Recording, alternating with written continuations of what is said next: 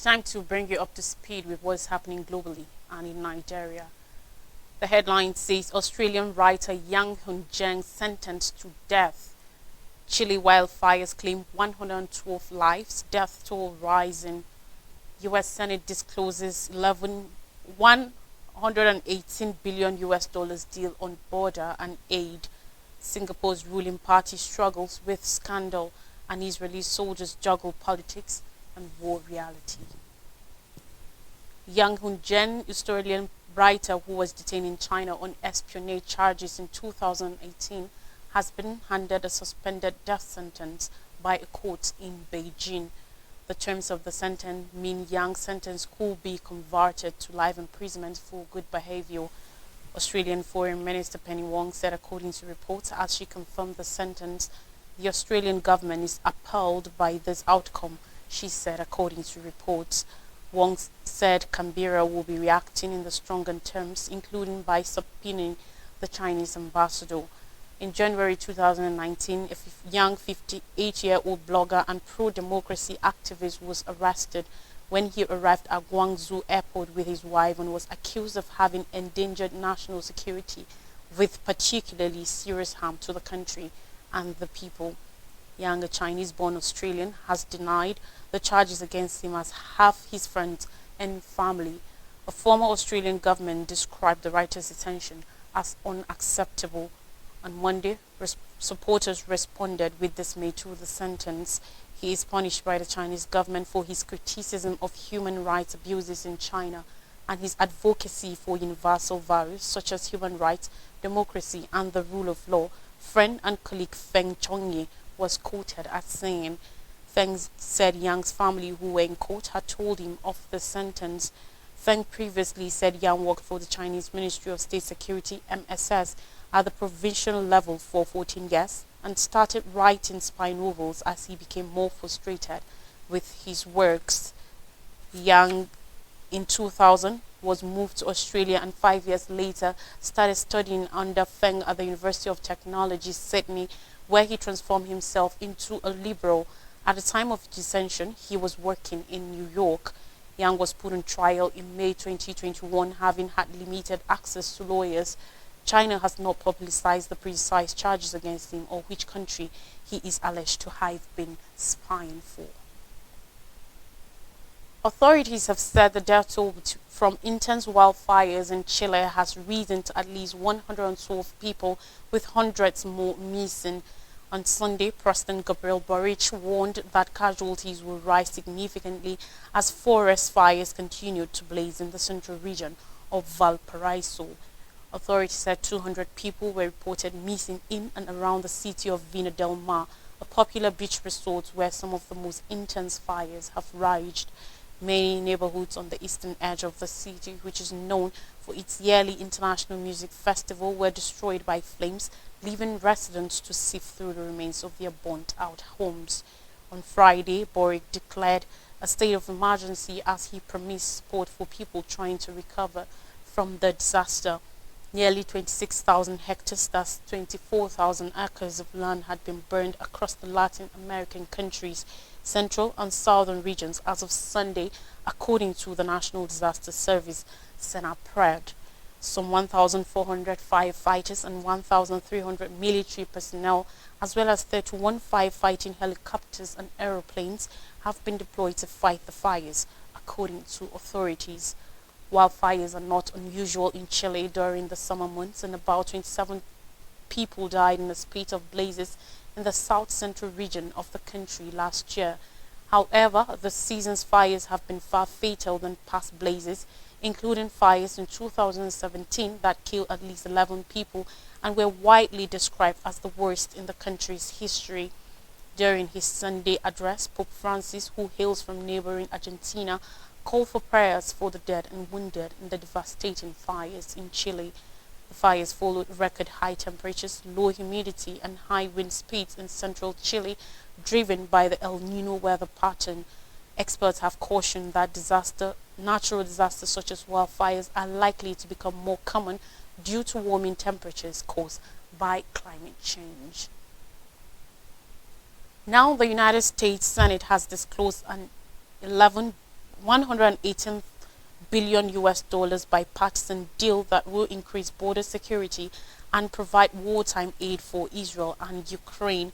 Joe Biden, US President, Democratic and Republican leaders in the Senate have been pushing to resupply Ukraine with wartime aid, but have faced resistance from conservative Republicans who have insisted on steps to address illegal immigration at the border with Mexico.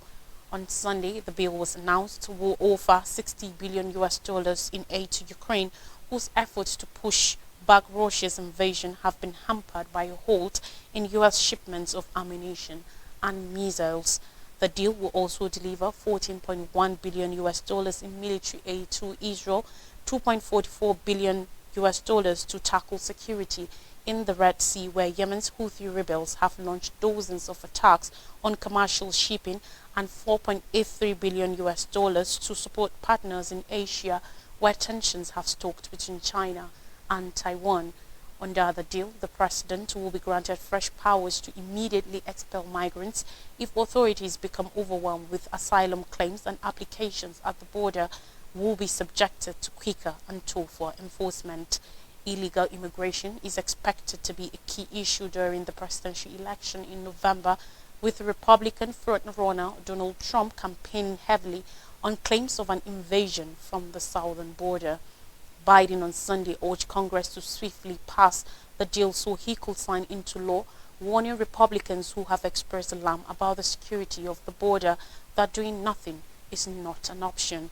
Democratic Senate Majority Leader Chuck Schumer said he would aim to hold a vote on the bill on Wednesday, describing the package as a monumental step towards strengthening America's national security abroad and along our borders. Despite the backing of top Democrats, the bill faces uncertain prospects in both the Senate and the House of Representatives, where Republicans hold a majority. Republican House Speaker Mike Johnson said on Sunday that the Senate deal will be dead on arrival if it reaches his Republican-controlled chamber. The bill could also face resistance from some Democrats over its provision of more military aid for Israel, which is under mounting international pressure over the humanitarian crisis in Gaza. Senator Bernie Sanders, an independent from Vermont, has called for the removal of 10 billion US dollars earmarked for offensive weaponry while keeping funds for defensive systems. The weekend in Singapore look like they are part of a sporadic corruption case involving a senior politician.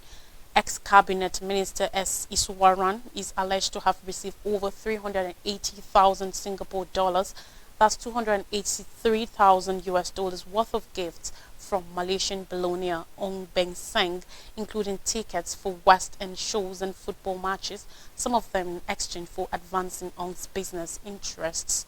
Ong was the driving force in bringing the Singapore Grand Prix to the city-state in 2008 and owns the rights to the night race. Tickets to the Grand Prix were listed on the chart sheets as gifts that Iswaran allegedly received. Appearing last month in court, Iswaran denied all 27 charges against him and later quit the government. In a resignation letter to Singapore's Prime Minister Lee Hsien Loong, Iswaran said he will focus on clearing my name and return all salary and allowances he had received since the investigation into his alleged corruption began last July. While Lee has promised to uphold Singapore's reputation for honesty and incorruptibility, the case has rocked the tiny Southeast Asian nation renowned for its political stability. With an election looming and a much anticipated leadership transition scheduled for November, the People's Action Party (PAP), which has dominated the country's politics since independence, is keen to reassure voters that it can weather the storm. Eugene Tan, an associate professor of law at Singapore's Management University, said there is no doubt that the government has taken a hit. It has suffered reputational damage, to say the least. Amos Shani Atzmon says he doesn't blame Palestinians in Gaza for hating Israel right now. An Israel Defense Forces IDF reservist, Atzmon, 26, was called up just hours after Hamas launched its ruthless terror attack on Israel, killing around 1,200 people and kidnapping 253 others. Israel swiftly retaliated to the October 7 assault with a massive aerial bombardment campaign followed by a ground operation. Over 27,000 people have been killed in Gaza since, according to the Hamas-controlled health ministry in the enclave. According to United Nations agencies, 400,000 Gazans are at risk of starving. The ministry does not differentiate between Hamas fighters and civilians, but says about 70% of the casualties are women and children. Israel estimated has killed about 10,000 Hamas militants since October 7th. The international community, including some of Israel's closest allies, are increasingly horrified at the scale of the violence inflicted on civilians in Gaza. The International Court of Justice (ICJ) found that it was plausible that Israel was committing genocide in Gaza and ordered Israel to take all measures to limit the death and destruction caused by its military campaign, prevent and punish incitement to genocide, and ensure access to humanitarian aid. The decision by ICJ is not a ruling on whether Israel's action constitutes genocide. Regardless, little has changed on the ground. Atzmon said he is the left-wing guy in his unit. Like tens of thousands of others, he had spent most of last spring and summer protesting against Prime Minister Benjamin Netanyahu and his plans to overhaul Israel's judiciary. Netanyahu's government is the most right-wing in Israel's history, rejecting the idea of a Palestinian state and supporting Jewish settlements inside the West Bank. Meanwhile, Atzmon wants Israel to work towards a two-state solution. The Palestinian people will never stop fighting us until they have their own autonomy, and I think the end goal needs to be that, he said. His political views are sometimes difficult to square with the realities of being a soldier fighting on behalf of a government he doesn't support. He says he's been grappling with this since he started forming his political opinions around the age of 15, anticipating his military service, something almost everyone in Israel must complete. On more stories, strike kills no less than 28 in eastern Ukraine. No less than 28 people have been killed in an attack on a building in the town of Lysychansk in the Russian-occupied region of Luhansk in eastern Ukraine, the region's Moscow-installed head said on Sunday. In a statement, the head of self-proclaimed Luhansk People's Republic, Leonid Pasechnik, said emergency services had rescued 10 people from under the rubble after what he said was a Ukrainian attack on a building housing a bakery on Saturday. On Sunday, Pasechnik said has been declared a day of mourning in the Luhansk People's Republic for the victims of the attack. Ukraine's defense ministry has not commented on the incident. Lysychansk was taken over by Russian forces in July 2022, becoming the last town in the key region of Luhansk in eastern Ukraine to fall. Ukraine has been intensifying its attacks on Russia and Russian-controlled territory as its ground offensive stalls.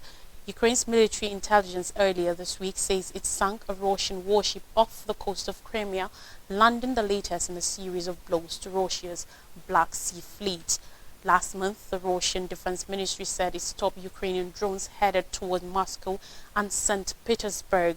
Also in January, an oil depot was set ablaze as a result of a Ukrainian drone strike in Russia's Bryansk region bordering Ukraine, according to authorities. In December, Ukraine launched an attack on the Russian border city of Belgorod, killing at least 24 and wounding 108 others. Russia responded with retaliatory strikes on Kharkiv. It comes as Russian forces are working hard to break through Ukraine's defenses on the battlefield. A member of the Ukrainian army said they are in deep defense mode. Russian troops are aiming to advance towards Chasiv Yar, a highly militarized town on high ground a few kilometers west of Bakhmut. For the south, Russian attention has been focused for months on the town of Avdiivka and its massive coke plant, both of which Russia has been attempting to encircle. On more stories, U.S. damaged closely 84 targets in Iraq, Syria, according to officials. On Friday, the U.S. destroyed 84 out of 85 aims in its sweeping series of airstrikes in Syria and Iraq, according to two U.S. defense officials, with no signs of Iranian casualties. All but one of 85 targets were destroyed or functionally damaged, the official said, citing a preliminary battlefield damage assessment. A whole post-strike analysis is still on the way, but one official said there are no indications that members of Iran's Islamic Revolutionary Guard Corps were killed as part of the operations. President Joe Biden said on Sunday that strikes are working to deter and disrupt military groups' operations in the region. In reaction to a drone attack that killed 3 U.S. service members and wounded scores more in Jordan last weekend, the U.S. aimed facilities and weapons used by Iran's Islamic Revolutionary Guard Corps and Iran-backed militias in Iraq and Syria. It marked the first time the U.S. has carried out strikes in both countries simultaneously. In Iraq, the U.S. targeted Al-Qaim and Akashat near the border with Syria, and in Syria, the U.S. struck near Al-Barum, Deir Izzar-Zum, and Al-Mayadin. The target list included command and control centers, intelligence centers, rockets, missile, drone storage facilities, and more. On Friday, in a briefing after the strikes, Lieutenant General Douglas Sims, the Director of Joint Staff, said the targets were chosen with an idea that there will likely be casualties associated with people inside those facilities. The Biden administration has faced criticism that it waited too long to respond to the deadly strike in Jordan, which gave the Iran-backed militias in Iraq and Syria time to move their personnel. Sims said on Friday that good weather conditions for the operation weren't present until Friday night. Biden and Defense Secretary Lloyd Austin said the strikes, far larger than previous U.S. operations in Iraq or Syria, were only the start of U.S. response.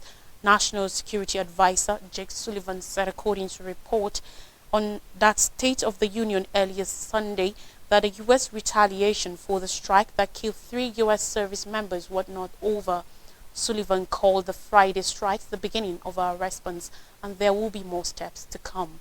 Since the U.S. strikes, there has been an attack on Saturday against U.S. forces at Mission Support Site Euphrates, also known as the Conoco oil fields, according to one of the defense officials.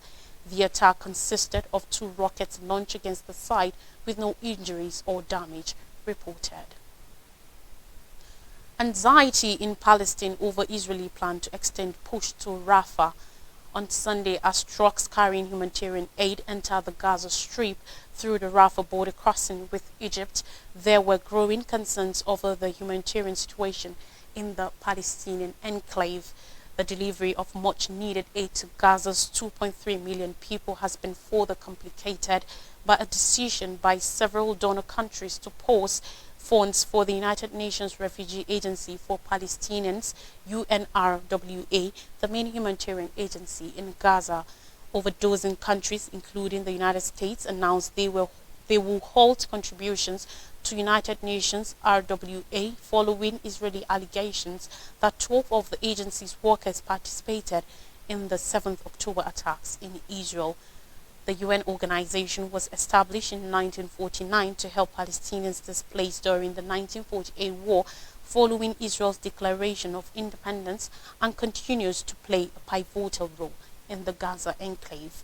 Aid groups and other United Nations agencies have urged donors to continue supporting UNRWA, warning that a failure to do so could have catastrophic consequences for the people of Gaza.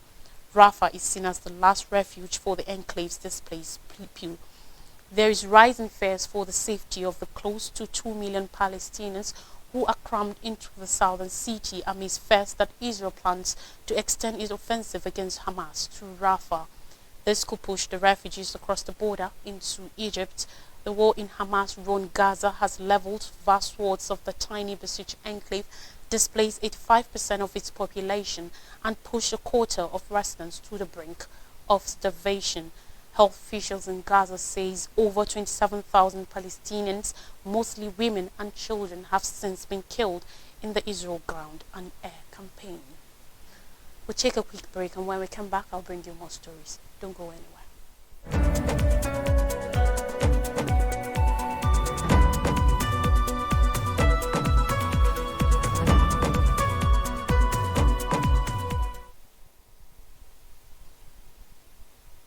Welcome back. Now, stories from Nigeria says Atiku opposes Tinubu's economic reforms.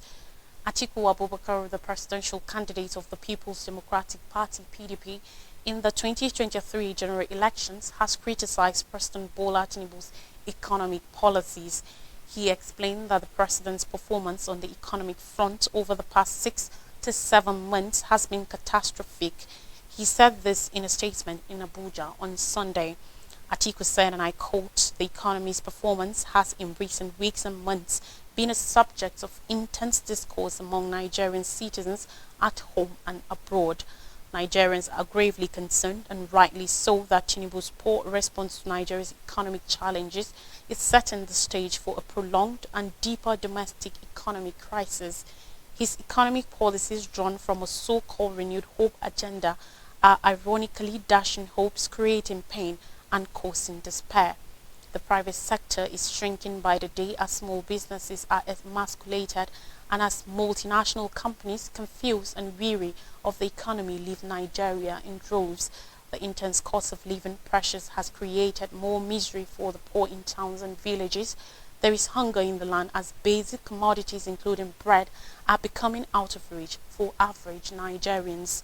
His 2024 budget is a business as usual exercise, bereft of concrete ideas and actions that will support Nigeria's journey toward economic transformation, consisting mainly of wasteful expenditures to cater to a bloated federal government. Budget 2024 will not facilitate growth and cannot empower our citizens to earn a living and live a decent life, but has shown no capacity to deal with the adverse and disastrous impact of the new subsidy regime on the people and businesses, and the new foreign exchange policy, which provides for a free floating exchange rate. His initiatives are literally uninformed, arbitrary, and chaotic. Bart's palliatives are too mean, pitiable, and contemptuous of the poor. He seems genuinely lost, bewildered, and overwhelmed. Further, he said, to mask their failures, Bola Tinubu and his political appointees are busy blaming his predecessors in office for bequeathing a dead economy. This is familiar game popularized by former President Buhari while in office. It reinforces what we already know, that Bola Ahmed Tinubu came into office unprepared. And finally, on the news on insecurity, Ekiti pupils' families raised 15 million naira for ransom. In spite of warnings by the federal government against crowdfunding for ransom, the exercise has persisted to gain ground, with the abductees and their families raising funds for relatives, friends, and social media to secure the release of kidnapped victims. On Sunday, families of abductees said, according to reports, that they ignored the government's warning because they feared the victims might be killed or harmed if they failed to pay the ransom. In Ekiti State, pupils and teachers of Apostolic Faith Group of Schools in Mure, Ekiti, who were abducted last week, regained their freedom in early hours of Sunday. Some parents and other relatives of the victims said the kidnappers freed the abductees after receiving 15 million naira and other items including fried rice, malt drinks, energy drinks, and cigarettes. Though the proprietor of the school, Gabriel Adesanya, confirmed that a ransom was paid, he did not specify the actual amount paid. The Minister of Defense, Abubakar Badaru, in reaction to the wave of abductions in Abuja, Kaduna, Lagos, and many other states, had a few weeks ago warned relatives of kidnapped victims against engaging in crowdfunding and paying ransom to kidnappers. The minister, who spoke after a meeting between President Bola Tinubu and the service chiefs at the presidential villa, admitted that the kidnapping was high within the Federal Capital Territory area councils. The Nigeria Police Force had likewise admonished Nigerians against crowdfunding for ransom, especially on social media. Muyiwa Adejobi, the force public relations officer, also said the practice undermines security and contributed to the abduction spree in the country. Another look at the top stories. Australian writer Yang Hun-jen sentenced to death. Chile wildfires claim 112 lives, to death toll rising. U.S. Senate discloses $118 billion deal on border and aid. Singapore's ruling party struggles with scandal, and Israeli soldiers to juggle politics and war reality. And that's all on the news. Thanks for watching. Have a great week ahead.